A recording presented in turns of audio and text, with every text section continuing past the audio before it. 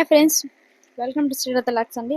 Please మన channel first time visit చేస్తున్న వాళ్ళు సబ్స్క్రైబ్ చేసుకొని వీడియో నచ్చినట్లయితే లైక్ ఇచ్చేసాను ఫ్రెండ్స్. చాలా రోజుల నుంచి ఫ్రాన్స్ క్లీన్ చేసే వీడియో పెట్టాలనుకుంటున్నాను, కానీ ఇప్పటికైతే కుదిరిందండి. ఈరోజు సండే స్పెషల్ అయితే మా ఇంట్లో అయితే ఫ్రాన్స్ కర్రీ అండి. మీ ఇంట్లో ఏం స్పెషల్లో కామెంట్ బాక్స్లో కామెంట్ చేయండి ఫ్రెండ్స్. మన సబ్స్క్రైబర్స్ అందరూ కూడా విషయం ఏంటంటే, నేను అసలు మ్యారేజ్ బిఫోర్ అయితే నాకు అస్సలు ఈ రొయ్యలు ఫిష్ అలా క్లీన్ చేయడం అస్సలు రాదండి. నేను మ్యారేజ్ అయిన తర్వాత అన్నీ నేర్చుకున్నాను. మా నెల్లూరు సైడ్ అయితే ఇలా రొయ్యలు అయితే ఎక్కువగా తీసుకుంటూ ఉంటారండి. పొద్దున్నే వెళ్ళేసి తీసుకొచ్చారనమాట మా ఇంట్లో వాళ్ళైతే.